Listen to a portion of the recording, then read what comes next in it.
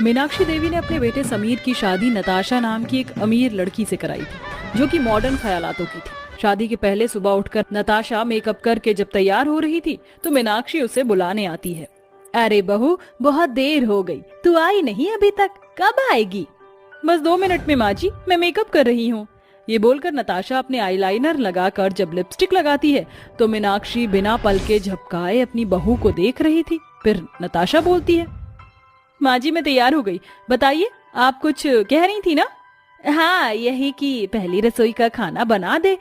वैसे बहू, ये मेकअप करके तो तू बहुत सुंदर लग रही है। शुक्रिया माँ जी। तभी नताशा रसोई में जाकर पहली रसोई का खाना बनाती है, जिसे खाकर ससुर केशव कहता है, अरे वाह बहू, खाना तो तुमने बहुत ही अच्छा बनाया है और तुम सुंदर भी लग रही हो। शुक्रिया पापा जी। बहू की बड़ी तारीफ कर रहे हैं आप, ऐसी तारीफ तो आपने कभी मेरी नहीं की। तो तुम बहू की तरह कभी तैयार भी तो नहीं हुई ना? हाँ माँ, पापा की बात से मैं अग्री करता हूँ। अच्छा, अब मैं ऑफिस चलता हूँ। ये कहकर समीर ऑफिस चला जाता है। मीनाक्षी को ये सुनकर बिल्कुल अच्छा नहीं लगता। जब नताशा घर के कामों में बिजी थी तो वह बहू के कमरे में जाकर उसका मेकअप लगाकर गुनगुनाते हुए कहती है, कोमल सी त्वचा है, हर टायर जचा है ना कोई बचा है मेरे हुस्न के वार से। मैं इतनी सुंदर हूँ, मैं क्या करूँ? हाँ, ये मेकअप लगाकर तो मैं बड़ी खूबसूरत लग रही हूँ, बहू से भी ज्यादा सुंदर लग रही हूँ। जरा अपने जानू को दिखा कर आती हूँ।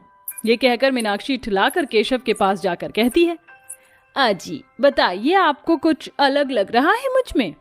अचानक से बहकी बहकी बातें क्यों कर रही हो? ओहो, ये तुम्हारे चेहरे पर चमक कैसी है? पार्लर से आई हो क्या? अजी नहीं, वो तो मैंने बहू का मेकअप लगा लिया है। देखिए कितनी सुंदर लग रही हूँ मैं। सोच रही हूँ मैं भी ऐसे मेकअप करने लग जाऊं बहू की तरह।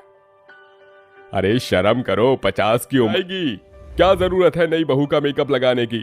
और जहाँ तक मैं जानता हूँ तुमने बहू से पूछा भी नहीं होगा।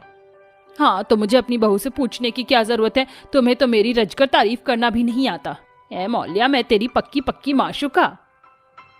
ओफो, ये रील वगैरह देखना छोड़ दो, जब देखो एक्टिंग करती रहोगी।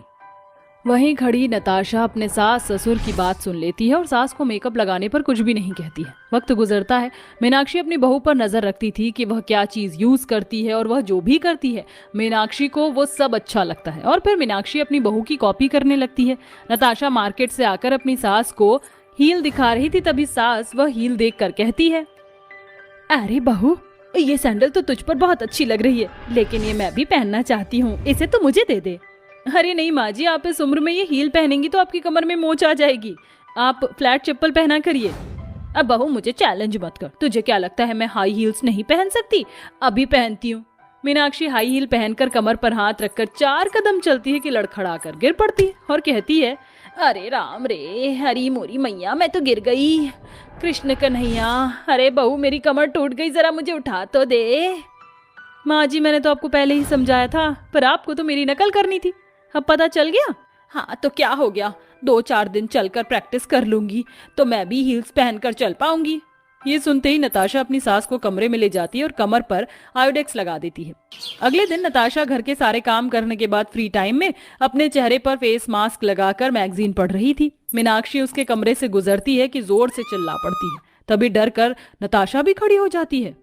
भूत भूत भूत कौन है? अरे माँ जी, आप इतना चिल्ला क्यों रही है? अरे मैं आपकी बहू हूँ नताशा। बहू, ये तो भूत बनकर क्यों बैठी हुई है? क्या लगा है तूने अपने मुंह पर? अरे माँ जी, ये मैंने अपने फेस को अच्छा करने के लिए फेस मास्क लगाया है, इससे स्किन और अच्छी हो जाती है। अच्छा, ऐसा क्या? जरा मुझे भी देगी क्या? मेरी भी स्किन खराब हो रही है, इसे लगाने से थोड़ी अच्छी हो जाएगी। ठीक है माँ जी, ले लीजिए।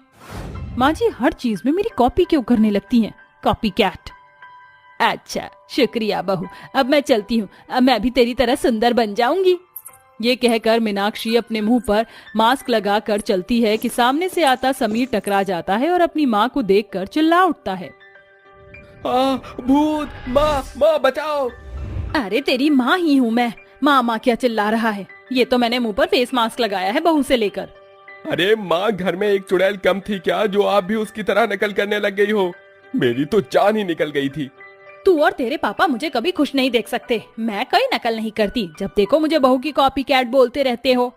ये नजारा नताशा दूर खड़ी देख लेती है और वो कहती है, मैं माँ जी की इस हरकत से बहुत परेशान हो गई हूँ। पता नहीं क्यों हर चीज में नकल करती है।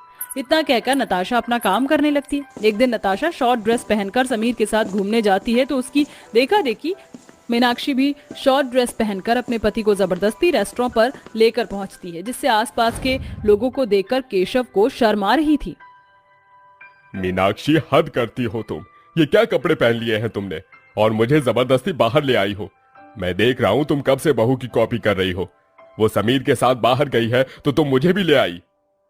हाँ तो क्या हो गया, इतनी सी बात के लिए तुम इतना रिएक्ट क्यों कर रहे हो? अब बहू को आजादी है तो मुझे भी आजादी है। ये सब करने की उनकी उम्र है, कम से कम तुम तो लिहाज करो अपनी उम्र का और मेरी उम्र का। तमाशा बना दिया है घर। चलो। पहले मैं डिनर करूंगी फिर ही घर जाऊंगी। मीनाक्षी भी अपनी जिद पर रहकर डिनर करने के बाद ही घर लौटती है। फिर शाम के समय बहू हॉट जिम सूट पहन लेती है। वह वार्म अप कर रही थी। ये देखकर सास पूछती है, बहू ये तू कहाँ जा रही है ऐसे कपड़े पहनकर? माँ जी मैं जिम जा रही हूँ, अपनी बॉडी को तो फिट रखना होता है ना। अच्छा, मैं भी जाऊंगी तेरे साथ जिम करने। माँ जी मैं आपको फिर से मना कर रही हूँ, मत जाइए। आपकी उम्र में जिम करना ठीक नहीं है। ए चुप कर बहू, तू मुझे कुछ करने ही नहीं देती। मैं भी तेरे साथ चलूंगी। 2 मिनट रुक। ये बोलकर सास बहू की नकल करते हुए वही कपड़े पहनकर आती है और उसके साथ जिम जाकर नताशा की तरह बटरफ्लाई मशीन की एक्सरसाइज करती है। तो नताशा कहती है, माँ जी आप मान जाइए, मैं अभी भी आपको मना कर रही हूँ। अरे बहू मैं अभी भी जवान हूँ, मैं अभी सब कर सकती हूँ। ये कहने के बाद नताशा डंबल उठाती है। उसे देखकर जैसे ही मीनाक्षी डंबल उठाती है तो भारी होने के कारण ज्यादा देर संभाल नहीं पाती और अपने पैर पर गिरा लेती है, जिसके बाद वह बहुत जोर से चिल्लाती है। उसके पैर से खून निकलने लगता है। अरे राम राम राम, अरे बहू मर गई मैं। हाय मेरा पैर टूट गया, मेरा नाखून भी गया। हे भगवान, माँ जी आपने क्या कर लिया? मैंने आपको इतना मना किया था फिर भी आपने नहीं सुना। इतना कहते ही नताशा अपनी सास को हॉस्पिटल ले जाती है, जहां डॉक्टर उसके पैर में पट्टी बांध देता है। उसकी ये हालत देखकर बेटा समीर और केशव कहते हैं, इतना मना किया था बहू की देखा देखी मत करो। देख लिया उसकी नकल करने का नतीजा। माँ, हर काम को की जान नहीं है जितना नताशा और मुझ में है अभी।